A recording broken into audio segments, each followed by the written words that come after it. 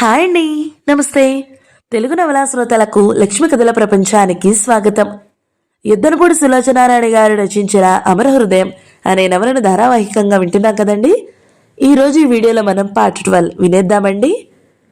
Sujatha car దిగింది. Car Krishna Chaitanya కోసం వెళ్ళిపోయింది. పైనుంచి మాధవి చూసింది. దూరంగా గాలిపటం ఎగిరేస్తున్న రాజాని. రాజా, ఇదిగో రా, మీ అమ్మ నేను చెప్పినట్టే చేస్తుంది, చూసావా? ఆ ఫడిగాన్ని వెంటబెట్టుకుని వచ్చింది అంది. గాలిపటం వదిలేసి పరిగెత్తుకుని వచ్చాడు. ఏది అంటూ అత్తవడిలో కూర్చుని చూశాడు. కింద సుజాత ఫణి భుజాల చుట్టూ చెయ్యి వేసి ఏదో చెబుతూ తీసుకుని వస్తుంది. నేను చెప్పానా రాజా, మీ అమ్మకి నాన్నకి వాడంటేనే ఇష్టం. నిన్ను ఆ రోజు కొట్టినా మళ్ళా తీసుకుని వచ్చింది. వాడు నిన్ను ఇంకా కొడతాడు. నువ్వేం చేస్తావు మరిప్పుడు? రాజా తలపంకిస్తూ పిడికిలు చూపిస్తూ, వాడిని ఇక్కడికి రాని చెప్తా, వాడిని చితకతంతా. నువ్వు కొడితే వాడు మళ్ళా కొడతాడు. అప్పుడు మొన్నటిలాగా మీ నాన్న నిన్ను బాగా తిట్టి కేకలిస్తాడు. వాడినేం చేస్తావు మరి? ఏం చేస్తాను? రాజా ఆలోచించాడు. చంపేస్తావా అంది మాధవి. వాడిని చంపేస్తాను అన్నాడు రాజా దర్పంగా. ఎలా చంపుతావు అడిగింది. ఎలా చంపుతానా? ఆ పీక పిసికేస్తాను అన్నాడు. ఓహో, వాడే ఈ లోపల నిన్ను చంపేస్తాడు. ఎలా చంపాలి మరి? మాధవి వైపు చూశాడు. అత్త తప్పక ఏదో ఒకటి చెబుతుందని ఆశ. అత్త ఎంత మంచిదో, తనకంటే ఎంత ప్రేమో. మేడ మీద రాజాని ఒడిలో కూర్చోబెట్టుకుని ఉన్న మాధవి చేయి చాచి వేలు పెట్టి అవతల కాంపౌండ్లో చెట్ల మధ్య నుంచి కనిపిస్తున్న దిగుడు బావిని చూపించింది. అందులో తోసావనుకో, వాడికి ఈత రాదుగా, గిలగిల్లాడి చస్తాడు. పీడా పోతుంది. అమ్మో, అందులో నీళ్లున్నాయి, పాము కూడా ఉంది. ఐలై చెప్పాడు. బాగా అవుతుందిలే, ఆ పాము కరుస్తుంది. చచ్చిపోతే? ఏం చావడు, అరుస్తాడు. ఐలై దూకి బయటకు లాగుతాడు. ఇంకెప్పుడో నీ జోలికి రాడు.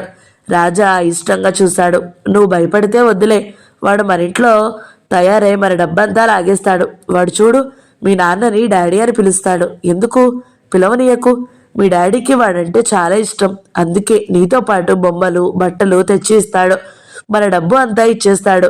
అదుగో, అమ్మ కోసం మహిళా మండలి వాళ్ళు వచ్చారు. వాడిని నువ్వు ఇలా గాలిపటం ఎగిరేద్దాం రా అని తీసుకువెళ్ళు. బావి దగ్గర గాలిపటం ఎగిరేస్తుండగా బావిలో తోసేయి, భలే మజాగా ఉంటుందిలే. మాధవి రాజాల ఉత్సాహం రెచ్చగొడుతూ అంది. రాజా, సుజాత కేక వినిపించింది. మాధవి రాజా కిందకి వచ్చారు. మాధవి గాలిపటం దారపు కండి రాజా చేతికిచ్చింది. నేను చెప్పింది చెయ్యి, నేను మేడ మీద నుంచి చూస్తానులే అంది మాధవి. అమ్మ కొడితే అన్నాడు భయంగా. కొట్టదులే, నేను నీ వైపే మాట్లాడతాగా. ఆ ఫణి పీడ విరగడవ్వాలంటే ఇదే మనకి ఛాన్స్. మాధవి తన గదిలోకి వెళ్ళిపోయింది. రాజా గాలిపటం దారం కండి పట్టుకున్నాడు. ఫణికి హలో చెప్పు అంది సుజాత. హలో అన్నాడు రాజా. హలో అన్నాడు ఫణి. మీరిద్దరూ స్నేహంగా ఉండాలి, ఒకరికి ఒకరు షేక్ హ్యాండ్ ఇవ్వండి అంది సుజాత. ఫణి చేయి చాచాడు. రాజా కండి చంకలో పెట్టుకుని ఇచ్చాడు. మాధవి తన గదిలోకెళ్ళి పుస్తకం తీసుకుని మళ్ళా మీద మీడికి వెళుతూ, ఫణి, మీ అమ్మ రాలేదా అంటూ తీయగా పలకరించింది. అప్పుడే కాలింగ్ బెల్ మోగింది. మాధవి రాజా వైపు చూసింది. రాజా కూడా చూశాడు. పని మనిషి తలుపులు తెరిచింది. నమస్కారం సుజాత గారు, బొంబాయి నుంచి మా ఆడపడుచు వచ్చింది, మిమ్మల్ని కలుస్తానంటే తీసుకుని వచ్చాను అందామే. అరే, మీనాక్షి గారా, ఎప్పుడొచ్చారు? బాగున్నారా? రండి. ఆ మధ్య నేను బొంబాయి వచ్చాను గాని మిమ్మల్ని కలవలేకపోయాను. రండి, కూర్చోండి అంటూ సుజాత ఆదరంగా ఆహ్వానించింది. వచ్చిన వాళ్ళు కూర్చున్నారు. సుజాత వారితో కబుర్లు చెబుతుంది. రాజా, ఫణి, వెళ్ళాడుకోండమ్మా అంది సుజాత. రా అన్నాడు రాజా దారి తీస్తూ. ఫణి అనుసరించాడు. గాలిపటం ఎగిరేద్దామా అన్నాడు రాజా. ఫణి తల ఊపాడు. బయటికి వచ్చి లాన్లో ఎగిరేస్తున్నారు. పైనుండి చూసిన మాధవి, రాజా, అక్కడికి వెళ్ళి మన తోటలో ఆడుకోండ్రా, పైకి బాగా వెళుతుంది అంది. ఇక్కడైతే చెట్లు అడ్డం రావు అన్నాడు ఫణి. ఓహో, అక్కడికే వెళ్దాం. రాజా పట్టుదలగా తన మాట జరగాలి అన్నట్టుగా దారి తీశాడు. మాధవి పైనుంచి పెరటి వైపు మెట్ల మీద నుంచి గబగబా దిగి వారి వెనుక తోటలోకి వచ్చింది. రాజా ముందుకు నడిచాడు. బావి దగ్గరగా వచ్చాడు. ఫణి వెనుక వచ్చాడు. చూడు ఎన్ని నీళ్లు అన్నాడు రాజా. ఫణి బావి మీద చేతులు వేసి చూస్తున్నాడు. రాజా చేతితో దారపు కండి పెట్టి ఫణి తల మీద కొట్టాడు. అబ్బా! చేతులతో తల వెనుక దెబ్బ తగిలిన చోట పట్టుకున్నాడు. రాజా ఫణిని బావిలోకి తోసేబోయాడు. ఫణి తూలి పడిపోయి ఆపుకున్నాడు. రాజా మళ్లీ తోశాడు. ఫణి కష్టం మీద ఆపుకుని ఎదురు తిరిగాడు. రాజా కొడుతున్నాడు. ఫణి ఎదురు తిరిగి కొట్టసాగాడు. ఇద్దరూ పెనుగులాడారు. నిన్ను ఈ బావిలో తోసి చంపేస్తాను, పీడా పోతుంది అందులో పాము కరిస్తే చస్తావు. రాజా ఏదేదో అంటూ పళ్ళు బిగబట్టి ఫణిని దానిలోకి నెట్టడానికి చూస్తున్నాడు. ఫణి ఎలాగో వదిలించుకుని పరిగెత్తుతున్నాడు. ఇంతలో కెవ్వుమన్న రాజా కేక వినిపించింది. ఫణి తిరిగి చూశాడు. అక్కడ రాజా లేడు. బావిలో పడ్డాడు. ఫణి బావి దగ్గరకు పరిగెత్తుకుని వచ్చి తొంగి చూశాడు. రాజా నీళ్లలో మునిగిపోతున్నాడు. ఫణికి చాలా భయం వేసింది. ఎవరినైనా పిలుచుకురావాలి. రాజా నీళ్లలో మునిగిపోతున్నాడు. ఫణి కాలు కొద్దీ పరిగెత్తాడు. ఐలయ్య వాడిని పట్టుకో, రాజాని బావిలో తోసేశాడు. మాధవి అరుపులు వినిపించాయి. షెడ్ వైపు నీళ్ల వైపు బకెట్ పెట్టుకుని వస్తున్న ఐలయ్యకి అర్థం కాలేదు. రాజాని బావిలో తోశాడు, వాడిని పట్టుకో. అయ్యో రాజా, రాజా చప్పున రండి, నీళ్లలో మునిగిపోతున్నాడు, మాధవి అరిచేసింది. విషయం సరిగ్గా బుర్రకి ఎక్కకపోయినా ఐలయ్య ఫణిని వాటేసుకుని పట్టుకుని బావి వైపు పరుగున వచ్చాడు. బావిలోకి తొంగి చూశాడు. ఐలయ్య, ఈ రాక్షసుడు రాజాని బావిలో తోశాడు, మాధవి అరుస్తూ అంది. ఐలయ్యకి ఈత రాదు. అమ్మగారు అరుస్తూ ఇంట్లోకి పరిగెత్తాడు. మాధవి ఫణిని గట్టిగా పట్టుకుంది. చూడు, పోలీసులు వస్తారు. నువ్వు తోసేస్తావని చెప్పావంటే వదిలేస్తారు. తోయలేదని చెబితే నిన్ను జైల్లో పెడతారు. మీ అమ్మను కూడా కొడతారు, జైల్లో పెడతారు. పోలీసులు వచ్చినా పర్వాలేదు, మా అన్నయ్య నిన్ను విడిపిస్తాడు. నువ్వు రాజాని తోసేసావు. పోలీసులకి నిజం చెబితే వదిలేస్తారు, గుర్తుపెట్టుకో. అడిగిన ప్రశ్నకి అదే చెప్పు. మీ అమ్మని నిన్ను పోలీసులు కొట్టాలనుంటే తోయలేదని చెప్పు, నీ ఇష్టం. ఫణికి ఎంతో ధైర్యం ఇస్తున్నట్టుగా స్నేహితురాలిలా చెప్పేసింది. సుజాత, వచ్చిన ఆడవాళ్లు, పనివాళ్లు, వచ్చిన ఆవిడ, డ్రైవర్ అందరూ పరిగెత్తుకుని వచ్చారు. అతిథిగా వచ్చిన ఆమె, డ్రైవర్ నాకు ఈత వచ్చు అంటూ ధైర్యంగా లోపలికి దూకేశాడు. నీటిలో అడుక్కు వెళ్లిన రాజాని చేతులతో ఎత్తి తెచ్చాడు. వర్షాల మూలంగా సగానికి పైగా నీళ్లతో నిండిపోయింది. మెట్లు ఆకుపచ్చగా పాచిపట్టి ఉన్నాయి. డ్రైవర్ రాజాని ఎత్తుకుని మెట్ల మీద పడుకోవేశాడు. వెంటనే బుర్రను జారి నీళ్లలోకి వెళ్లిపోయాడు. నిచ్చెన, తాడు ఎవరో అరిచారు. ఐలయ్య పరిగెత్తుకుని వెళ్లి షెడ్లో నుంచి నిచ్చెన, తాడు తెచ్చాడు. నిచ్చెనకి తాడు కట్టి బావిలోకి తోశాడు. అప్పటికే సుజాత చేతులు చాచి రాజా, రాజా అని అరుస్తూ ఏడుస్తుంది. ఎలా పడ్డాడు అసలు? ఒక ఆవిడ ఆదృతగా అడిగింది. వీడే తోశాడు అంది మాధవి. తోశాడా? ఏం బాబు, తోసావా నువ్వు? అందావిడ. తోసాను, ఫణి ఒప్పేసుకున్నాడు. అందరూ నిర్గంతపోయారు. అరగంటలో ఆ వీధి అంతా, ఆ ఇంటి ఆవరణంతా కార్లతో, మనుషులతో కిటకిటలాడిపోతుంది. రాజా బావిలో పడినట్లు ఫోన్ రాగానే మీటింగ్ మధ్యలో ఉన్న కృష్ణ చైతన్య, అతని కొలీగ్స్ అందరూ పరిగెత్తుకుని వచ్చేశారు. అప్పటికే అంబులెన్స్ వచ్చేసింది. కృష్ణ చైతన్య స్పృహ లేకుండా సుజాత ఒడిలో పడి ఉన్న రాజాని తీసుకున్నాడు. సుజాత భర్త వెంట అయోమయంగా నడిచింది. క్షణాల మీద నర్సింగ్ హోమ్కి తీసుకుని వెళ్లారు. కొంతమంది అతనితో వెళ్లారు, కొంతమంది ఇంటి దగ్గర ఉన్నారు. కృష్ణ చైతన్య కొడుకు రాజా బావిలో పడ్డాడని, నర్సింగ్ హోంలో క్రిటికల్ కండిషన్లో ఉన్నాడనే వార్త ఫోన్ల ద్వారా దావారంలా ఊరంతా, అతని బంధుమిత్రులకి, వ్యాపార సంబంధిత కుటుంబాలకి తెలిసిపోయింది. అమరకి డాక్టర్ ఉమా ఫోన్ చేసింది. అమర నిశ్చేష్టురాలైంది. కాళ్ళు చేతులు ఆడనట్లే అయింది. కేంద్రం నుంచి వసూలు చేసిన డబ్బు ఇవ్వడానికి ఆ వివరాలు ముచ్చటిస్తున్న జోగమ్మ యజమానురాలి స్థితి చూసి పరిగెత్తుకుని వెళ్లి ఆటో తీసుకుని వచ్చింది. ఇద్దరు సుజాత ఇంటికి వచ్చేశారు. ఫణి తోశాడా అని అందరూ రకరకాలుగా వ్యాఖ్యానిస్తున్నారు. ఇల్లంతా కాలు పెట్టే సందులేదు. అమరా లోపలికి వచ్చింది. ఫణి ఎక్కడా అడిగింది. వంట మనిషి చెప్పింది. మాధవమ్మ గారి గదిలో ఉన్నారు. ఆవిడే అందులో పెట్టి తాళం వేసింది. అమర గుండెలు చెరువవుతున్నట్లున్నాయి. కిక్కిరిసినట్లున్న అందరితో మాధవిని వెతికి పట్టుకునేసరికి 10 నిమిషాలు పైగా అయింది. మాధవి, ఫణి ఎక్కడా ఆదృతగా అడిగింది. నా గదిలో ఉన్నాడు, ఎగాదిగా చూస్తూ అంది. అమర చప్పున అటు వెళ్లబోతుంటే మాధవి చేతిలో తాళం చెవి పట్టుకుని, ఫణి ఎవరిని కలవడానికి వీల్లేదు, పోలీసులు వస్తున్నారు అంది. పోలీసులా? అమర దిగ్గున తిరిగి చూసింది. మాధవి పెదవి బిగించి తాళం చేయి తిప్పుతూ తల ఆడించింది. అమర మాధవి దగ్గరికి వచ్చింది. మాధవి, ప్లీజ్, నేను ఒకసారి ఫణితో మాట్లాడతాను. పోలీసులు వచ్చేస్తున్నారని చెప్పానా? నాకు తెలుసు. వాడికేదో నువ్వు గోల్మాల్ పని చేస్తావని, అందుకే నా గదిలో పెట్టి తాళం వేశాను. ఈవిడ కొడుకా? ఎవరో అంటున్నారు. అవును, ఈవిడతోనేగా పాపం సుజాత క్రేష్ ఓపెన్ చేయించింది. అవును, ఏమిటో ఈ రోజుల్లో ఎవరికి అసలు సాయం చేయకూడదు. ఇంతలో పోలీస్ జీప్ వచ్చిన సైరన్ వినిపించింది. అరుగో, పోలీసులు వచ్చేశారు అన్నారు. గుంపుగా మూగి కిక్కిరిసి ఉన్న జనం తొలగి దారి ఇచ్చారు. పోలీస్ అధికారులు వచ్చారు. మాధవి గారు? పోలీసు ఆఫీసరు పరిచితుడే. సరాసరి మాధవి దగ్గరికే వచ్చాడు. మీరే కదా ఫోన్ చేసింది? ఎస్. ఈ ప్రమాదం ఎలా జరిగింది? మాధవి క్లుప్తంగా. ఫణి రాజా దెబ్బలాడుకోవడం, పైనుంచి చూసిన తను పెరడు వైపు మెట్ల దగ్గర నుంచి ఆ తోటలోకి పరిగెత్తడం, అప్పటికే ఫణి రాజాని బలవంతంగా బావిలోకి నెట్టేయడం, తనే కాదు ఐలయ్య కూడా చూశాడని చెప్పింది. ఆ బాయ్ ఎక్కడా అడిగాడు. మాధవి వెళ్లి తన గది తలుపులో తాళం తీసింది. లోపల కుర్చీలో కూర్చుని ఉన్న ఫణి లేచి నిలబడి చేతులు కట్టుకున్నాడు. పోలీసుల కోసం ఎదురు చూస్తున్నట్లుగా నిలబడ్డాడే తప్ప భయపడలేదు. రాజా, నువ్వు దెబ్బలాడుకున్నారా? పోలీసు అధికారి అడిగాడు. ఫణి తల ఊపాడు. రాజాని నువ్వు బావిలోకి తోసావా? అధికారి భయపెట్టకుండా మామూలుగా అడిగాడు. ఫణి తోసాను అని స్పష్టంగా చెప్పాడు. పోలీసు అధికారులు ముఖం చూసుకున్నారు. ఎందుకు తోసావు? ఒక అధికారి అడిగాడు. నన్ను కొట్టాడు, స్కూల్లో కూడా కొట్టాడు, మళ్ళా ఆటోలో కూడా కొట్టాడు, అందుకే తోసేశాను. పోలీస్ అధికారి ఒక క్షణం ఫణి నిలబడిన తీరు, ఆ చేతులు కట్టుకొని పరీక్షా ప్రశ్నలకి బాగా చదివిన వాడిలా వెంటనే తడుముకోకుండా, భయం తడబాటు లేకుండా చెప్పే విధం తీక్షణంగా సునిశ్చిత దృష్టితో గమనించారు. అమర ఆడవాళ్ళని తోసుకుని వచ్చేసింది. ఫణి గట్టిగా కౌగిలించుకుంది. ఫణి తలని గుండెలకి అదుముకుంది. నానా, నిజం చెప్పు, నువ్వు తోసావా? ఫణి క్షణం సేపు ఆలోచించాడు. పోలీసుల వైపు చూశాడు. ఆయన చేతిలో కర్ర చూశాడు. తల్లితో నేనే తోసానమ్మా అన్నాడు. ఇతన్ని తీసుకోండి, అధికారి కానిస్టేబుల్కి అప్పగించాడు. అమర ఫణిని దగ్గరకు తీసుకోబోతే అతను వారించాడు. అందరూ బావి దగ్గరకు వెళ్లారు. మెట్లెక్కి రాజా గాలిపటం ఎగిరేసిన చోటు చూశారు. తోటంతా తిరిగారు. బావిని పదే పదే తొంగి చూశారు.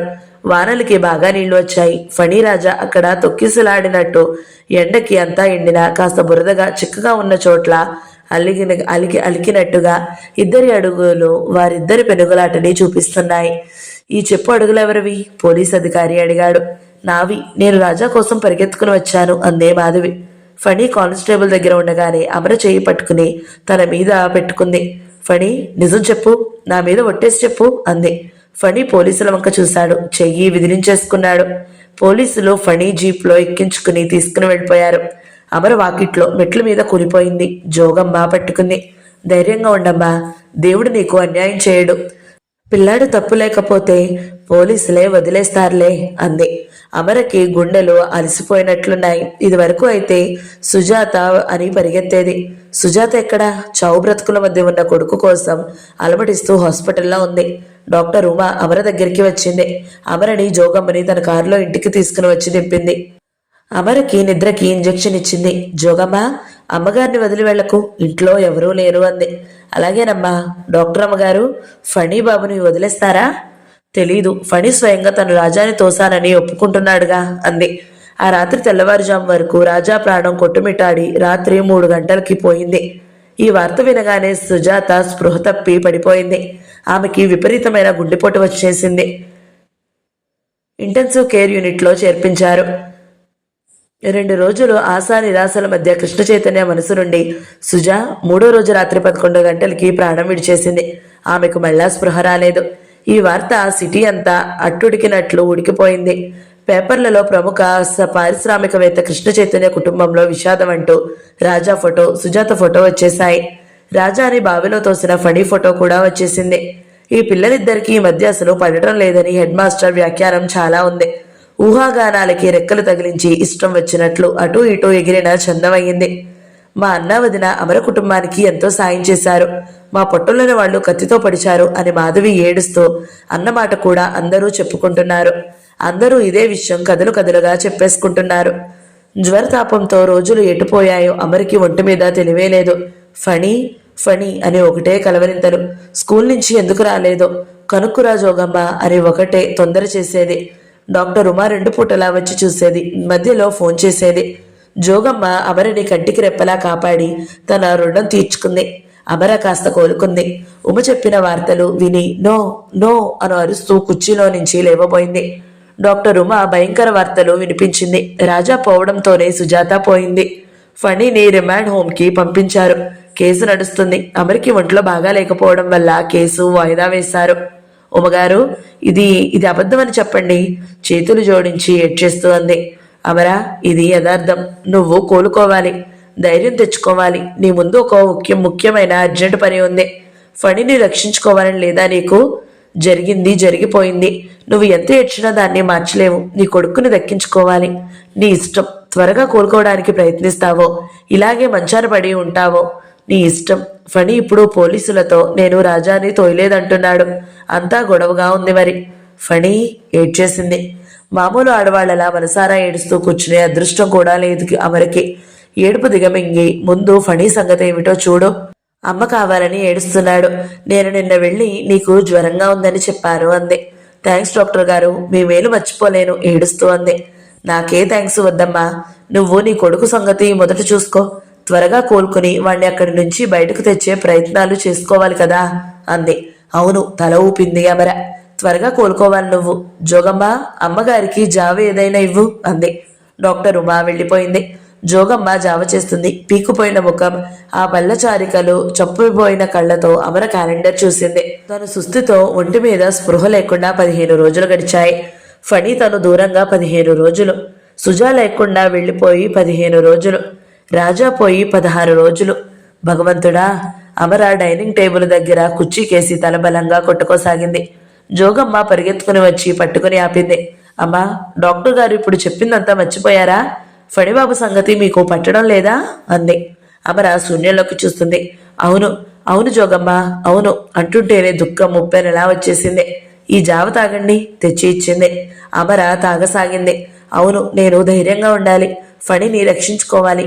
ఫణి రాజాని నేను తోయలేదంటున్నాడు. ఈ మాటతో అమర ప్రాణం లేచి వచ్చింది. జోగమ్మ, నాకు కొంచెం జడవెయ్యి అంది. జోగమ్మ తలదువ్వుతుంటే ఫోన్ తీసుకురమ్మనమని బలహీనతతో, ఉద్వేగంతో కంపిస్తున్న వేళ్లతో నెంబర్ తిప్పి లాయర్ రామాంజం గారికి ఫోన్ చేసింది. లాయర్ గారా, నేను అమరనండి. నేను మీ దగ్గరికి వస్తాను. ఫణి విషయం అండి. అమరకి పెద్ద పెట్టిన ఏడుపు వచ్చేసింది. డాక్టర్ ఉమా చెప్పారమ్మా, నేనే నీ దగ్గరికి వస్తాను, నువ్వు రావద్దు. అరగంటలో నీ దగ్గర ఉంటాను అన్నారాయన. లాయర్ రామానుజం గారు అంటుండగానే అరగంట దాటక ముందే వచ్చేశారు. అమరని చూసి ఆయన ఆశ్చర్యపోయారు. జవసత్వాలు మరించిపోతున్న మనిషిలా ఉంది. చిక్కిపోయింది. కళ్ళ కింద నలుపు, ఆ ముఖం నిండా విషాదం కారు చీకటిలా కమ్మేసినట్లుగా ఉంది. ఒక 10 రోజుల్లో ఇంత మార్పా? అమర ఆయనకి చేతులు జోడించి నమస్కరిస్తుంటే చేతులు వణుకుతున్నాయి. పెదవి బిగబట్టి దుఃఖం నిగ్రహించుకుంటుంది. ముందు మీరు కూర్చోండమ్మా, మీరు నాకేమీ మర్యాదలు చేయవద్దు అన్నారాయన. అమర కూర్చుంది. ఆయన కూడా కూర్చున్నారు. లాయర్ గారు, మా ఫణి అమర మాట పూర్తి కాకుండానే తల చేతుల్లోకి దించేసుకుంది. దుఃఖం నిలువెత్తు కెరటంలా వచ్చేసింది. నువ్వు ధైర్యంగా ఉండాలమ్మా, లేకపోతే మనమేమీ పనేమీ చేయలేము. అమర ఏడుపు దిగబడడానికి విశ్వ ప్రయత్నం చేస్తుంది. కళ్ళ వెంట ధారాపాతంగా కారుతున్న నీళ్ళని తుడిచేసుకుంటూ, పళ్ళ బిగువన దుఃఖం ఆపుకుంటూ, మేము చాలా పాపిష్టి వాళ్ళమండి. సుజాత మాకు ఎంతో మేలు చేసింది. మేమిలా ఇక ఏడుపు ఆపడం ఆమె వశంలో లేకుండా పోయింది. జోగమ్మ, అమ్మగారికి కాసిన్ని మంచినీళ్ళు తెచ్చి ఇవ్వు అన్నారాయన. అమర పడుతున్న నరకం ఎవరికైనా మనసు ద్రవించేట్టుగానే ఉంది. ఇదిగో మంచినీళ్ళు తాగండమ్మా. ఉమమ్మ గారు మీకేం చెప్పారు? దగ్గుత్తితో అంది జోగమ్మ. అమర మంచినీళ్ళు తాగింది. పవిటి చెంగుతో కళ్ళు గట్టిగా తుడుచుకుంది. కన్నీళ్లు ఇంకా తుడిచినట్టు కొద్దీ ఉబికి వస్తూనే ఉన్నాయి. సుజా అంటుంటే కెరటంలా తన్నుకు వస్తుంది మళ్ళా దుఃఖం. అంతా దైవలిఖితం తల్లి, మన చేతుల్లో ఏం లేదు. ఏదో ఒక కారణం భగవంతుడు రాసి ఉంచుతాడో అలాగే జరుగుతుంది. ఆమె అసలే సుస్థి మనిషి. రాజా గురించి వార్త తట్టుకోలేకపోయింది. జరగవలసింది చాలా ఉందమ్మా, ముఖ్యంగా నీ కొడుకు విషయం. వెళ్ళిపోయిన సుజాతని, రాజాని మనం తీసుకురాలేం, కానీ ఉన్న ఫణిని మనం దక్కించుకోవాలి కదా. నన్నేం చేయమంటారో చెప్పండి. ఆ సంగతి అడగడానికే పిలిచాను. ఇదిగో ఈ కాగితాల మీద ఫణి గార్డియన్గా, తల్లిగా సంతకాలు పెట్టు. కేసు పడేస్తాను. ఫణి తను రాజాని తోయలేదని ఒకటే చెబుతున్నాడమ్మా. నిజంగానా? మీరు వెళ్ళారా? వాడిని చూసారా? ఎలా ఉన్నాడు? బాగానే ఉన్నాడు. డాడీ కావాలి, డాడీ కావాలి అని ఒకటే గోల చేసేస్తే నేను కృష్ణ చైతన్య గారు నిన్న వెళ్ళాము. వెళ్ళిన తర్వాత ఈ నిర్ణయం తీసుకున్నాం. ఏమిటి? అమర నిరసించిన కళ్ళు నమ్మలేనట్లుగా చూశాయి. ఆయన ఫణిని చూడడానికి వెళ్ళారా? డాడీకే చెబుతాను అని ఒకటే గొడవ చేస్తున్నాడట. రిమాండ్ హాల్ సూపరింటెండెంట్ కృష్ణ చైతన్యకి తెలిసిన అతనే. ఈ మాట చెబితే ఆయన నన్ను కూడా రమ్మనమన్నారు. ఇద్దరం వెళ్ళాము. ఫణి ఏమన్నాడు? ఆయన మెడ కౌగిలించుకుని, డాడీ నేను రాజాని బావిలో తోయలేదు అంటూ ఏడ్చాడు. నన్ను తోయబోతుంటే పారిపోయి వచ్చేశాను. రాజా కేక వినిపించింది. తిరిగి చూస్తే రాజా లేడు. బావి దగ్గరికి పరిగెత్తి చూస్తే అందులో పడిపోయి మునిగిపోతూ తేలుతూ కనిపించాడు అన్నాడు. ఆ మాట పోలీసులకి ఎందుకు చెప్పలేదు? నువ్వు చంపావని ఎందుకు ఒప్పుకున్నావు అని అడిగారాయన. ఫణి నా వైపు చూశాడు. కృష్ణ చైతన్య నన్ను అవతలికి వెళ్ళమన్నారు. నేను వెళ్ళాను. కొద్దిసేపు అయిన తర్వాత ఆయన యువతలకి వచ్చేశారు. ఫణిని నువ్వు ధైర్యంగా ఉండు, నేను మళ్ళా వస్తాను. మీ అమ్మ జ్వరం తగ్గగానే నిన్ను చూడడానికి వస్తుంది అన్నారు. ఫణి తల ఊపాడు. యువతలకి వచ్చిన తర్వాత మేము కారులో వస్తుంటే ఆయన ఫణి వైపు మీరు అమర ఫణి గార్డియన్గా కేసు వేసినట్లు ఎఫ్డిటెల్ మీద సంతకం తీసుకుని వేయండి అని ఆదేశించారు. కానీ ఫణి అంటే ఫణి రాజాని బావిలో తోయలేదు, నా అనుమానమే నిజమైంది అన్నారు. ఆ అనుమానం ఏమిటి అంటే ఆయన నాకు చెప్పలేదు. అమర చీర కొంగు నోటి దగ్గర పెట్టుకుని ఆయన చెప్పిన ప్రతి అక్షరం 1000 చెవులు చేసుకుని వింటున్నట్లుగా వింటుంది. దీని మీద సంతకాలు చేయండి ఆయన కాగితాలు ఇచ్చారు. అమర వణుకుతున్న చేతిని స్టడీ చేయడానికి ప్రయత్నిస్తూ సంతకం పెట్టింది. పెన్నిస్తూ కాగితాల మీదకే దృష్టి పెట్టి తగ్గు స్వరంతో ఆయన ఎలా ఉన్నారు అంది. ఆయన గారు కూడా నీలాగానే, చూస్తే గుర్తుపట్టలేనట్లున్నాడు. ఏమిటో ఈ ట్రాజెడీ, గుర్తుకు వస్తే మా గుండెలు బద్దలవుతున్నాయి. ఒక్క విషయంలో నువ్వు ధైర్యంగా ఉండవచ్చు, కృష్ణ చైతన్యకి నీ మీద గాని ఫణి మీద గాని ద్వేషం లేదు. నేను ఎలాగూ నాశనమయ్యాను లాయర్ గారు, వాళ్ళిద్దరినైనా ఈ నాశనం నుంచి రక్షించండి అని అన్నారు. అమరు నోటి మీద చెయ్యి ఆనించుకుని ఏడుపు ఆపుకుంది. చూడమ్మా, నీకు నమ్మకం లేకపోతే ఇది చూడు, నేనేం నీకు అబద్ధాలు అతిశయోక్తులు చెప్పడం లేదు. ఫణికి ఆయన ఈ ఉత్తరం రాసి ఈ బొమ్మ ఇచ్చి రమ్మనమని ఇచ్చారు నాకు అంటూ ఉత్తరం ఫైల్లో నుంచి తీసి ఇచ్చారు. అమరు చూసింది. కళ్ళు నీళ్లు సుడిగుండాలతో ఈదుతూ ఆ అక్షరాలని చదవసాగినాయి. ఫణి, నువ్వు ఐధైర్యపడకుండా ఓపికగా లాయర్ గారు చెప్పినట్లు విను. హోంలో మిగతా పిల్లలందరికంటే నీ ప్రవర్తన బాగుండాలి. నువ్వు ఏ తప్పు చేయలేదు. నిన్న నీకు అంతా చెప్పానుగా. నువ్వు త్వరలోనే విడుదలయ్యి మీ అమ్మ దగ్గరికి వెళతావు. లాయర్ గారు ఆ ఏర్పాట్లు చేస్తున్నారు. నీకు తోడుగా ఉండడానికి నీ ఇష్టదైవం ఆంజనేయ స్వామిని పంపిస్తున్నాను. ఇట్లు డాడీ. ఆయన ఆంజనేయ స్వామి చిన్న విగ్రహం ఫైల్లో జిప్ చేసిన బ్యాగ్లో నుంచి తీసి చూపించారు. చాలా చిన్న విగ్రహం. అమర డాడీ అని చేసిన సంతకం చూసి మళ్ళా ఇంకోసారి ఆ ఉత్తరం చదివింది. ఆ ఉత్తరం 2 కళ్ళకి అద్దుకుంది. తరువాత లాయర్ గారికి ఆ ఉత్తరం ఇచ్చేసింది. కనిపించని ఆ భగవంతుడికి చేతులు జోడించి నమస్కరించింది. ఆమె నోటు మాట రావడం లేదు. ఆపుకోలేని దుఃఖం. అందులో నుంచి ఏదో స్వాంతన గుండెల మీద ఇనుప పర్వతాలని మెల్లగా ఆ ఉత్తరం పక్కకి నెట్టేసింది. కృష్ణ చైతన్య ఫణిని ద్వేషించడం లేదు. లాయర్ గారు, మీకు నమస్కారాలండి అంది. నువ్వు త్వరగా చూడడానికి వస్తావని చెబుతాను. అమర తల ఊపింది. నేను రావడం మంచిదంటారా? నన్ను చూస్తే వాడు వదలడేమో. వాడు కాదండి, నేను వాడిని వదిలి రాలేనేమో. ఏం చేయమంటారండి? నాకు మతి లేదు, నాకేమీ తోచడం లేదు. ఆయన ఆలోచించారు. అది నిజమేనమ్మా, నీకు జ్వరం తగ్గలేదని చెబుతానులే. వద్దండి, వద్దు, వస్తాను. రాకుండా ఉండలేను. 11 రోజులు వాడిని వదిలి నేను ఇంకా బ్రతికే ఉన్నాను. నేను మనిషినేనంటారా? అలా అనుకోకమ్మా, నీకు ఒంట్లో బాగోలేదు కదా. నేను వెళ్ళానండి. వద్దు. బేలగా దీనంగా దోవ చూపించమని ప్రాధేయపడుతున్నట్లుగా అడిగింది. ఒక పని చేస్తానమ్మా, నాకు ఏది సరైన సంగతి సరిగ్గా తోచడం లేదు. నీ పరిస్థితి చూస్తే అలా ఉంది. నేను కృష్ణ చైతన్యని అడిగి చెబుతాను. నేను నీకు ఫోన్ చేస్తాను, సరేనా? అమర తల ఊపింది. ఆయన వెళుతుంటే 2 చేతులు జోడిస్తూ నా కృతజ్ఞతలు చెప్పండి అంది. ఆయన వెనక్కు తిరిగి అర్థం కానట్లు చూశారు. అమర ముఖం చూశాడు. ఆ తరువాత అర్థమైనట్లుగా తల పంకిస్తూ అలాగే అని తల ఊపాడు. ఆయనను పంపి అమర తిరిగి వచ్చి ఫోన్ దగ్గర కూర్చుంది. ఫోన్ వస్తే నేను పిలుస్తానుగా, మీరు కాసేపు పడుకోండమ్మా అంది జోగమ్మ. వద్దు, ఇక్కడ బాగానే ఉంది జోగమ్మ అంది అమర. అమర ఫోన్ మీద చెయ్యానించి గోడకి తల ఆనించి కిటికీలో నుంచి బయటకు కనిపిస్తున్న ఆకాశం వైపు చూస్తుంది. ఆమె కళ్ల ముందు ఆ ఆకాశంలో ఆ చిన్న ఆంజనేయ విగ్రహం ఫణి కోసం, ఫణికి ధైర్యం ఇవ్వడానికి ఫణి దగ్గరికి వెళుతూ కనిపిస్తుంది. ఆ విగ్రహానికి అమర నమస్కరించింది. ఆమెకు కూడా ఎంతో ధైర్యంగా ఉంది. కృష్ణ చైతన్య ఈ ప్రపంచంలో తమకు ఉన్న ఒకే ఒక దిక్కు. అతను అంత విషాదానికి లోనైనా తనని ఫణిని ద్వేషించడం లేదు. అమరకి ఆనందంగా ఉంది. ఆమెకి లేని దుఃఖం వస్తుంది. నువ్వు ఏ తప్పు చేయలేదు. నువ్వు త్వరలోనే విడుదలయ్యి మీ అమ్మ దగ్గరికి వెళ్తావు డాడీ. అమరకి ఆ వాక్యాలు, ఆ ఉత్తరం, ఆ సంతకం, ఆ ఆంజనేయ స్వామి బొమ్మ ఊపిరితిత్తుల్లోకి ఆక్సిజన్ ఇస్తున్నట్లుగా ఉన్నాయి. అమర గట్టిగా ఊపిరి పీల్చుకుంటుంది. పాతాళ లోకంలో దుఃఖ సముద్రంలో మునిగిపోతూ మృత్యువుతో జీవన పోరాటం శక్తి అంతా తెచ్చుకొని చేస్తున్న అమర హృదయాన్ని ఈ ఉత్తరం మెల్లగా చేయి పెట్టి ఆసరా ఇచ్చి మృత్యువు కోరల్లో నుంచి తప్పించి శోక సముద్రంలో నుంచి లాగి పాతాళ లోకంలో నుంచి ఈ లోకంలోకి తీసుకుని వచ్చినట్లుగా ఉంది. ఇప్పుడు అమరికి ఈ ప్రపంచం, ఈ గాలి, ఈ కిటికీ రెక్కలు, ఈ టేబుల్ అర్థమవుతున్నాయి, మామూలుగా కనిపిస్తున్నాయి. ఎంతసేపు అలా కూర్చుందో. ఫోన్ మోగింది. అమర వెంటనే తీసింది. ఆదృతగా హలో అంది. అవతల నుంచి లాయర్ గారు పలికారు. కృష్ణతో ఫోన్లో నీ విషయం మాట్లాడానమ్మా. ఆయన నువ్వు వెళ్ళకపోతేనే నయం అంటున్నారు. ఫణి త్వరలోనే విడుదల కావచ్చు అంటున్నారు. నిన్నే నిర్ణయించుకోమన్నారు. నేను వెళ్ళనండి, నేను అలాగే చేస్తాను, అదే నా నిర్ణయం. నాకు కూడా అదే సబబు అనిపిస్తుంది. పిల్లవాడిని నువ్వు వెళితే అనవసరంగా డిస్టర్బ్ చేసినట్లు అవుతుందేమో. నీకు ఒంట్లో బాగోలేదంటే ఫణి ఇక గొడవ చేయలేదు అన్నారు. థ్యాంక్స్ లాయర్ గారు. అమర గొంతు ఇంత క్రితం తను వెళ్ళినప్పటికంటే కాస్త కోలుకుని దృఢంగా ఉన్నట్లుగా అనిపించింది. ఫోన్ పెట్టేసింది అమర. ఒక నిమిషం అయిన తర్వాత, జోగమ్మ ఆకలిస్తుంది, ఏదైనా పెడతావా అంది. ఇప్పుడే తెస్తానమ్మా జావా, సంతోషంగా అంది జోగమ్మ. నేను ఎలాగూ నాశనం అయ్యాను లాయర్ గారు, వాళ్ళిద్దరినీ అయినా ఈ నాశనం నుంచి తప్పించండి. కృష్ణ చైతన్య అన్నాడన్న మాటలే చెవుల్లో గింగిర్లు తిరుగుతున్నాయి. ఇలాంటి ఉత్తములు ఈ ప్రపంచంలో అసలు ఎక్కడైనా ఉంటారా? అలాంటి కృష్ణ చైతన్యకి సుజ, రాజా, అమర్కి దుఃఖం వచ్చేసింది. మళ్ళీ భగవంతుడు ఎందుకిలా చేశాడు? నేను సుఖంగా ఉండడం ఇష్టం లేకనా? నేను ఇంకా కష్టాలు పడాలని ఆయన ఆదేశమా? అమర్కి ఈ జీవితం అర్థం కావడం లేదు. కాసేపు ఆశ, కాసేపు నిస్పృహ, వెలుగు నీడల్లా ఆమె హృదయంలో దోబూచులాడుతున్నాయి. మరో వారం రోజులు గడిచాయి. అమర్కి ఫణిని చూడకుండా ఉండడం సాధ్యం కాలేదు.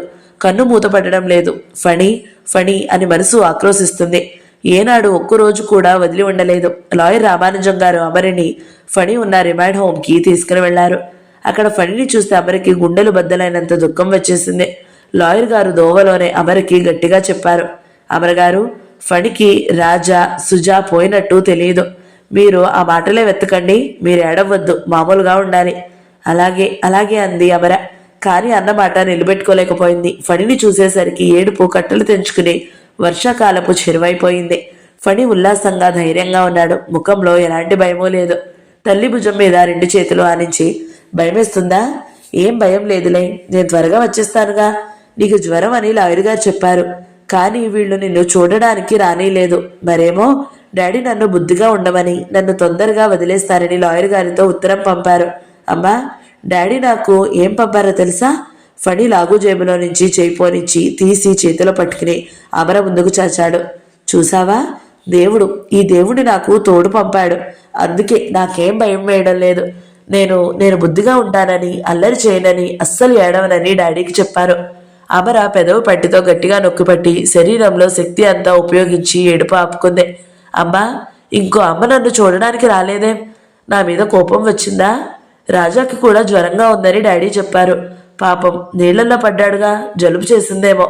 అమ్మా, నేను డాడీకి చెప్పాను, నువ్వు కూడా ఇంకో అమ్మకి చెప్పమ్మా. నేను రాజాని అస్సలు తోయలేదు.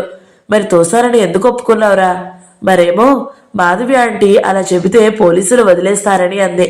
అలా చెప్పకపోతే నన్ను పర్వాలేదమ్మా, నిన్ను ఇనప చేతులతో కొడతారని చెప్పింది.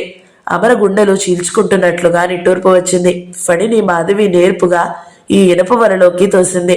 ఫణి మొదట ఒప్పేసుకుని ఇప్పుడు లేదంటుంటే ఎవరో అతని చేత అలా అబద్ధం ఆడిస్తున్నారని పోలీసులు అనుకుంటున్నారని లాయర్ గారు చెప్పారు. ఫణి అమాయకంగా ఈ విషయ వలయంలో చిక్కుకుపోయాడు. అది వాడిది, తనది దురదృష్టం. అంతకంటే ఇంకా ఘోర దురదృష్టం సుజాతది. భార్యని కొడుకుని పోగొట్టుకున్న కృష్ణ చైతన్యది. నువ్వేం భయపడకమ్మా, నేను తొందరగా ఇంటికి వచ్చేస్తానులే, డాడీ చెప్పారు అంటూ ఓదార్చి ధైర్యం చెప్పాడు. అమర ఫణిని వదలలేక వదులుతూ తల మీద, ముఖం మీద ముద్దులతో నింపేసింది. ఇంటికి జాగ్రత్తగా వెళ్ళు, అసలే నానమ్మ కూడా లేదు, నేను కూడా ఇంట్లో లేను, భయపడకమ్మా, గడ్డం పుచ్చుకుని ధైర్యం చెబుతుంటే అమర వాడి పొట్టలో తలదాచుకుంది. లాయర్ గారు, అమర వచ్చేస్తుంటే రిమాండ్ హోమ్ బయట బండి మీద బజ్జీలు వేస్తున్న ఒక ఆమె కనిపించింది. లాయర్ గారు, ఫణి అక్కడి నుంచి విడుదలయ్యే వరకు నాకు అలాంటి బండి ఇప్పించండి, నేను ఇక్కడే ఉంటాను. ఇక్కడి నుంచి అదిగో హోంలో పిల్లలు ఆడుతూ కనిపిస్తున్నారు, రోజు వాడిని చూసుకోవచ్చు అంది. చిచి, ఏం మాటలమ్మా, నీ కొడుక్కి ఏం పర్వాలేదమ్మా, కృష్ణ చైతన్య ప్రయత్నిస్తున్నారు, విడుదలైపోతాడు. కేసు పెట్టాల్సింది, ప్రతీకారం తీర్చుకోవాల్సింది ఆయనే. ఫణి విడుదల కోసం ప్రయత్నిస్తుంటే ఇక నీకెందుకమ్మా భయం? నువ్వు నీ ఆరోగ్యం మాత్రం త్వరగా కోలుకునేలా చూసుకో అంటూ సలహా చెప్పారు. ఆయన అమరకి నమస్కరించింది. అమర ఇంటికి వచ్చింది. ఫణి మాటలే గుర్తుకొస్తున్నాయి. కాస్త ధైర్యంగా అనిపించింది. మరో 4 రోజులు గడిచాయి. అమర రోజు కొడుక్కి ఉత్తరం రాస్తుంది, కార్టూన్స్ పుస్తకాలు పంపిస్తుంది. ఆ రోజు అమర బ్యాంకుకు వెళ్లి డబ్బు డ్రా చేసుకుని ఫణికి ఉత్తరం పోస్ట్ చేసి మెయిన్ బజార్లో ఉన్న మెడికల్ షాప్లోకి డాక్టర్కు తనకి రాసిన బి కాంప్లెక్స్ క్యాప్సూల్స్ కొనుక్కోవడానికి షాప్లోకి వస్తుంది. అమర కాళ్ళకి అంతగా సత్తువ లేక శరీరం బలహీనంగా ఉన్న ఆమె కళ్లల్లో మాత్రం నిస్సత్తువ లేదు.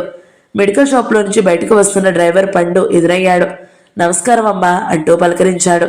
బాగున్నావు పండు? బలవంతంగా అంది. కానీ అమరికి వాడితో మాట్లాడడానికి ముఖం చెల్లలేదు. ఫణి ఎలా ఉన్నాడమ్మా అడిగాడు. అతని గొంతు ఎప్పటిలాగానే మర్యాదగా ఉంది. బాగానే ఉన్నాడు అంది సంభాషణ తుంచేసి వెళ్ళిపోవడానికి. విగ్ధుక్తురాలు ఆపుతూ, ఏమిటోనమ్మా నాకంతా అయోమయంగా ఉంది. అయ్యగారి జీవితం ఇలా అవుతుందనుకోలేదు. అమర తనెత్తలేదు, కిందకి చూస్తుంది. అక్కడ నిలబడడం క్షణం ఒక యుగమన్నంత భారంగా ఉంది. వెళ్ళడానికి కాళ్ళు పెకిలించాలి అన్నట్లుగా ఉంది.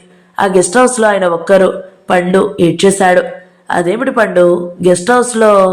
అమర తలెత్తి అడిగింది. నిద్ర మాత్రలు వేసుకున్నా నిద్ర రావడం లేదు పండు అంటారు. తిండి తిప్పలు పోయినాయి. అలాగే ఒక్కరు కూర్చుంటారు. ఎవరిని రానేయడం లేదు. ఎవరు వచ్చినా నేను ఇప్పుడు మాట్లాడను, నన్ను ఒంటరిగా వదిలేయండి అంటున్నారు. ఫ్రెండ్స్ కూడా ఏం చేయలేకపోతున్నారమ్మా. నర్సింగ్ హోంలో రెస్ట్గా ఉండవచ్చు, చేరమంటే వద్దు అంటున్నారు. ఇవిగో స్లీపింగ్ పిల్స్ తీసుకుని వెళ్తున్నానమ్మా. డాక్టర్ గారు వచ్చి బలవంతం చేసి మందులు ఇస్తే అవి వేసుకోలేదు. నన్ను విసిగించకండి, అందరితో ఇది ఒక్కటే మాట. అయ్యో అలాగా అంది అమర. భయపడక పండు, నేను చేయాల్సిన పని ఒకటి ఉంది. అది పూర్తయ్యే వరకు నేనేం చచ్చిపోలే అంటారు నాతో. ఎవరిని అసలు దగ్గరికే రానియడం లేదమ్మా. అయ్యగారంటే అసలు మామూలుగానే అందరికీ భయం. ఎవ్వరూ చనువుగా మాట్లాడరు. ఇప్పుడు ఎవ్వరూ వెళ్ళలేకపోతున్నారు. పండు, నన్ను ఒకసారి అక్కడికి తీసుకువెళ్తావా? నేను అదే అడగాలనుకుంటున్నానమ్మా పండు ఆనందంగా అన్నాడు. అమర బయట పేవ్మెంట్ మీద నిలబడింది. పండు క్షణంలో దూరంగా పార్కింగ్ ప్లేస్లో నిలిపి ఉంచిన కార్ని తీసుకుని రావడానికి వెళ్ళాడు. ఏం అమరగారు ఇక్కడ నిలబడ్డారు? ఎలా ఉన్నాడు మీ అబ్బాయి? సుజాతకు తెలిసిన ఫ్రెండ్ ఒక ఆమె వ్యంగ్యంగా పలకరిస్తుంది. అమరకి విషపు బాణాలు అలవాటైపోయినాయి. ఆత్మస్థైర్యం కవచం తొడిగినట్లుగా అవి తనకి తాకి తన ప్రాణం హరించనీయకుండా పోరాడుతున్న దానిలా, తనకి తాను జాగ్రత్త తీసుకుంటున్న మనిషిలా అధికారంగా నిలబడింది. ఇంతలో పండు కారు తీసుకొచ్చాడు. అమర కోసం దిగి వెనుకగా మర్యాదగా కారు తెరిచాడు. ఆడవాళ్లు చూపులు చురకత్తుల్లా ఉన్నాయి. అమర కృంగకుండా ధైర్యంగా ఉండడానికి ప్రయత్నిస్తూ కారులోకి ఎక్కిందే. పండు డోరు వేశాడు. వాళ్ళు బుగ్గు మీద చేయి పెట్టుకుని ఏదో అనడం అమర గమనిస్తూనే ఉంది. కారు ముందుకు వచ్చేసింది. గెస్ట్ హౌస్ ఊరికి కాస్త దూరంగా ఉంది. అమరికి తెలుసు. వాళ్లతో తను ఒకసారి వనభోజనానికి వెళ్ళింది. అయ్యగారు ఇక్కడ ఎందుకుంటున్నారు పండు? ఎవరన్నా ఉండమన్నారా అంది. అదే కదమ్మా నేను మీతో మొత్తుకుంటున్నది. ఎవరిని రానియడం లేదు. ఫోన్ కూడా డిస్కనెక్ట్ చేసేశారు. మాధవి రాలేదా అడిగింది. ఆమె ఎక్కడ వస్తుందమ్మా? ఆ రోజు రాజాబాబు నీళ్లలో పడిన రాత్రి మాధవమ్మ గారి భర్త, అత్తమామలు, ఆడబడుచులు అందరూ ఇంటికి వచ్చేశారు. వారంతా ఇప్పుడు కూడా ఇంట్లోనే ఉన్నారు. వారు సొంతం చేసుకున్నట్లుగా అనిపిస్తుంది ఆ ఇల్లు నాకు. మాధవమ్మ అప్పుడప్పుడు వస్తుంది. అయ్యగారు ఆమెను చూడరు. నా చేతికి ఆమె ఇస్తుంది చెక్కులు. అయ్యగారు సంతకం పెట్టేసి ఇస్తారు. మొన్ననే మళ్ళా ఇక్కడికి రావాల్సిన అవసరం లేదు పండు అంటూ ఖాళీ చెక్కుల మీద సంతకం పెట్టేసి చెక్ బుక్ అంతా ఇచ్చేశారు. ఆవిడ గారి సంతోషం చెప్పలేను. ఆమె మూలంగా అయ్యగారి కాపురం ధ్వంసం అయ్యిందమ్మా. ఎన్నిసార్లు ఈమె గొడవల వల్ల మా అమ్మగారికి గుండె నొప్పి రావడం, సుస్థి పడడం జరిగిందో నాకు తెలుసు. పండు మొత్తుకుంటున్నట్లుగా చెప్పేస్తున్నాడు. కారు గెస్ట్ హౌస్ ఆవరణలో వచ్చి ఆగింది. మీరు వచ్చారని చెబితే లోపలికి రానియరమ్మా. ఇదిగో మందు తీసుకుని మీరే వెళ్ళండి. ఆయనని చూస్తే నేను చెప్పిన మాటలు నిజం అవునో కాదో మీకే తెలుస్తుంది అన్నాడు. అమర స్లీపింగ్ టాబ్లెట్స్ తీసుకుని మెల్లగా గెస్ట్ హౌస్కి బరువైన అద్దాల తలుపు తీసుకుని లోపలికి అడుగుపెట్టింది. కిటికీ తలుపులు తెరిచే ఉన్నాయి. కట్టెలు గాలికి కదులుతున్నాయి. బయట వీచే గాలి చప్పుడు, ఎండుటాకులు పరుగులు తప్ప ఇంకేం శబ్దం లేదు. ఆ నిశ్శబ్దం మృత్యు నిశ్శబ్దంలా ఉంది. పండు వచ్చావా? లైట్ వేయొద్దు. టాబ్లెట్స్ అక్కడ టేబుల్ మీద పెట్టి వెళ్ళు. కృష్ణ చైతన్య స్వరం వినిపించింది. సాయంత్రం చీకట్లో గదిలో కమ్ముకొస్తున్నాయి. కృష్ణ చైతన్య కిటికీ దగ్గర కుర్చీలో కూర్చున్నాడు. ఆ కూర్చోవడంలో చలనం లేని నిశ్చలత, శబ్దం లేని ఒంటరితనం. అమర చెయ్యి చాచి స్విచ్ నొక్కింది. లైట్ వెలగడంతో ఒక్కసారిగా గదంతా కాంతిమయంగా అయిపోయింది. అబ్బా! ఒక్కసారిగా వచ్చిన ఆ వెలుగు పంజం అతను చూడలేనట్లుగా చేత్తో కళ్ళు మూసుకుని తలదించుకున్నాడు.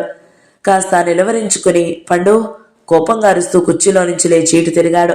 గుమ్మంలో అమర నిలబడి ఉంది. అతను ఆశ్చర్యంగా చూశాడు.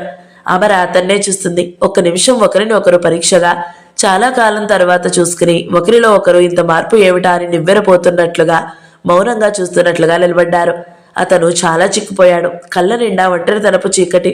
గదిలో లైటు వేసిన ఆ కాంతి తన మనసును తాకినట్లుగా లేదు. చెంప దగ్గర తెల్లటి వెంట్రుకలు కనిపిస్తున్నాయి. చెక్కుళ్ళు చిక్కి పొడగ్గా అనిపిస్తుంది. దుఃఖ సముద్రం చుట్టూ ఉన్న ఒంటరితనంలో ఒక్కడుగా నిలబడినట్టున్న అతని దగ్గరికి ఎవ్వరూ చేరుకోలేనట్లుగా కనిపిస్తుంది. మీరిక్కడికి ఎందుకు వచ్చారు? అతనిలోని ఒంటరితనం అతన్ని భగ్నపరిచినందుకు చిరాకు పడుతూ ప్రశ్నిస్తున్నట్లుగా ఉంది ఆ కంఠం. అమర వెంటనే సమాధానం చెప్పలేకపోయింది. చేతులు జోడిస్తూ ఒకసారి మిమ్మల్ని చూద్దామని. మీకు జరిగిన విషాదానికి అమర పెదవి బిగబట్టి కడుపులో నుంచి కెరటంలా వస్తున్న బాధని బిగబట్టుకోవడానికి అతని ముందు కనబడకుండా హుందంగా నిలబడడానికి ప్రయత్నిస్తుంది. అతను చెయ్యెత్తి వారించాడు. ఆ మాటలు వద్దు. ఎవరి కర్మని ఎవరూ ఆపలేరు. చెయ్యి దించేశాడు. ఆ దించడం కంటే నిస్సత్తువుగా అది పడిపోయినట్లుగా ఉంది. అమరకి అర్థమైంది. ఆ ప్రసంగం ఎత్తడం అతను పడుతున్న బాధకి ఆ కష్టానికి పదింతలు ఎక్కువ చేయడం అని తెలిసింది. తన కంఠంలో మరొకరు జోక్యం సహించడానికి అతను సిద్ధంగా లేడని కూడా అర్థమయ్యింది. అతను మౌనంగా లేచి చూస్తున్నాడు. అతను నిలబడిన తీరు ఇంకా ఇక్కడెందుకున్నావు అని ప్రశ్నిస్తున్నట్లుగా ఉంది. అమర వెళ్లబోయి మళ్ళా ఇటు తిరిగింది. ఇప్పుడు చెప్పడానికి వెనుకంజ వేస్తే జీవితంలో ఇంకెప్పుడు అతనికి తన మనసులో ఈ మాట చెప్పే అవకాశం రాదేమో. ఇక తనకి కనిపించడని అర్థం అవుతూనే ఉంది. అందుకే అనేసింది, మీ జీవితాన్ని ఇంత బద్దలు చేసినా మీరు మాకు చేస్తున్న సాయం. అమరకంఠం కంపించింది. రెండు చేతులతో ఆపదలో ఆదుకున్న ఈ దైవానికి భక్తి ప్రవత్తులతో జోడిస్తున్నట్లుగా జోడించింది. ఫణి కోసం మీరు చేస్తున్న సాయం. అమరికి ఇక మాట పెగల్లేదు. కళ్ళు ధారావాహికంగా ఆమె మనసుతో కృతజ్ఞతతో కరిగింది. కన్నీళ్లు ప్రవాహంలా రూపాంతరం చెంది బయటికి వచ్చేస్తున్నట్లుగా అయింది. మీకు నేను ఈ రుణం తీర్చుకోలేను అంది. అతను ముఖం కిటికీ వైపు తిప్పుకున్నాడు. కాస్త ఆగి అన్నాడు, అలాంటి పెద్ద మాటలు అనవద్దు. అతను ఆగిపోయాడు. మళ్ళా అన్నాడు, రాజాని సుజాతని ఎలాగూ దక్కించుకోలేకపోయాను. కనీసం ఫణీనైనా దక్కించుకోవాలని. ఫణి ఏ తప్పు చేయలేదని నాకు తెలుసు. అమర హఠాత్తుగా పరిగెత్తుకుని వచ్చింది. అతని ముందుకు వచ్చి వంగి అతని పాదాలు కళ్ళకి అద్దుకుంటుంది.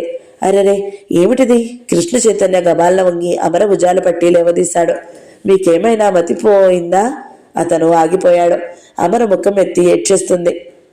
ఆ కన్నీటి వరద ఇంకా ఇంకా కృతజ్ఞతగా ఏదో చెప్పాలని. ఆ ముకుళతకి హస్తాంజలి, నోట మాట రాని నిస్సహాయత అతని మనసు కదిల్చి వేసింది. అతను దగ్గరికి తీసుకున్నాడో అమరే అతనికి దగ్గరగా వచ్చేసిందో ఇరువురికి తెలియనంత వేగంగా జరిగిపోయింది. అమర ముఖం అతని గుండెల్లో ఒదిగిపోయింది. అతను చెయ్యి అమర తల మీద పడి బుజ్జగింపుగా ధైర్యం చెబుతున్నట్లుగా నిమురుతుంది. 1-2 నిమిషాలు కాలమే స్తంభించిపోయినట్లుగా ఉంది. శోకసంద్రం సుడిగుండంలో మునుగుతూ తేలుతూ కొట్టుమిట్టాడుతున్న ఇద్దరు ఒకరికి ఒకరు ఆలంబన దొరికినట్లుగా, ఆ ఆసరాన్ని గట్టిగా పట్టుకుంటున్నట్లుగా ఆ శోక సముద్రం సుడిగుండంలో నుంచి తప్పించుకుని బయటికి రావడానికి శక్తికి మించి పోరాడుతున్నట్లుగా ఉన్నారు. ఒకరికి ఒకరు తోడు, ఒకరికి ఒకరు ఆలంబన. ఒకరి స్పర్శలో నుంచి ఒకరికి ధైర్యం ప్రవహిస్తుంది. నేను ఒంటరి వ్యక్తిని కాను అనే ఉషోదయం ముసురుకుపోయిన కారు చీకట్ల మధ్య నుంచి సుదీర్ఘంగా జీవన తీక్షణ రేఖ మీద మెల్లగా కనిపిస్తుంది. అమరా, బాధపడవద్దు. ఫణికి మీకు దూరం కొద్ది రోజులైతే ఫణి మీ దగ్గరికి వచ్చేస్తాడు. ఫణి బ్రతికే ఉన్నాడు, క్షేమంగా ఉన్నాడు. ఇప్పుడు తలుచుకుంటే ఫణిని మీరు వెళ్ళి చూడగలరు. కానీ నేను నా దురదృష్టం చూడండి. రాజాని ఎప్పటికీ చూడలేను. సుజా ఎప్పటికీ నాకు కనిపించలేదు. నాకంటే మీరు అదృష్టవంతురాలు కాదా? అమర తలెత్తి అతని వైపు చూసింది. ఆ కళ్లల్లో మృత్యువు కొరడాని వీపు మీద దెబ్బగా తిన్న ఆర్తనాద ప్రతిధ్వని. అవును అన్నట్లు అతని కళ్లల్లోకి చూసింది.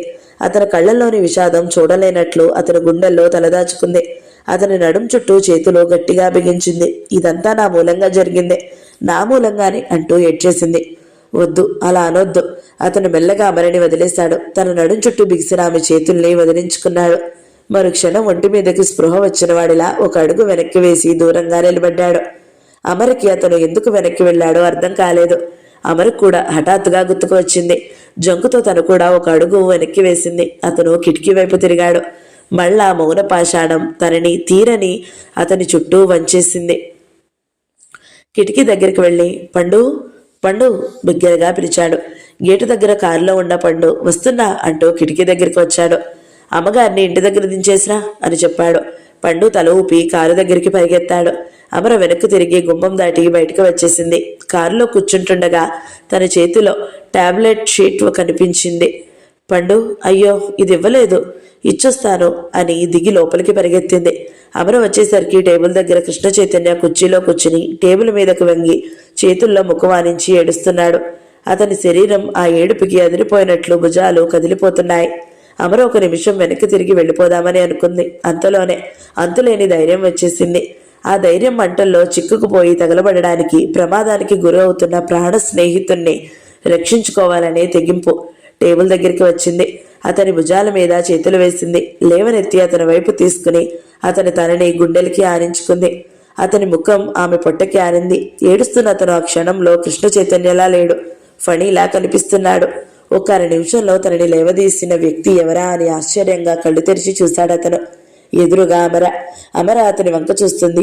అది ఏడవద్దు అని ధైర్యం చెబుతున్నట్లుగా ఉంది, బ్రతిమలాడుతున్నట్లుగా ఉంది, ప్రాధేయపడుతున్నట్లుగా ఉంది. ఐఎమ్ సారీ తగ్గు స్వరంతో అన్నాడు అతను.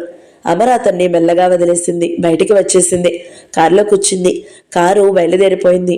అమరకి అతన్ని వదిలి రావడం చాలా కష్టమైన చర్యగా అనిపిస్తుంది. రాత్రి 12 గంటలైంది. అమర మంచం మీద పైకప్పు కేసి చూస్తుంది. నిద్ర రావడం లేదు. అమర కళ్ళ ముందు ఇద్దరే కనిపిస్తున్నారు. ఒకరు రిమాండ్ హౌస్ లో ఆశగా ధైర్యంగా తన విడుదల కోసం చూస్తున్న ఫణి. డాడీ ఉన్నారు అనే ధైర్యంతో ఆ పసి మనసు బెంబేలు పడడం లేదు. ఇంకో వ్యక్తి గెస్ట్ హౌస్ లో ఒంటరిగా బయట ప్రపంచంతో సంబంధం తెచ్చుకుంటున్నట్లుగా విరక్తిగా ఉన్నటువంటి కృష్ణ చైతన్య. రాజాని సుజాతని నేను అలాగో దక్కించుకోలేకపోయాను, ఫణినైనా దక్కించుకోవాలి. ఫణి ఏ తప్పు చేయలేదు. టేబుల్ మీద ఒరిగిపోయి భుజాలు కదిలేలా నిశ్శబ్దంగా రోధిస్తున్న అతని రూపమే కళ్ళ ముందు నిలబడిపోయి కదలడం లేదు.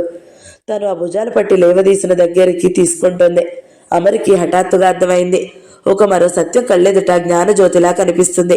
ఫణిని తను దక్కించుకోవాలంటే ముందు కృష్ణ చైతన్యాన్ని తను దక్కించుకోవాలి.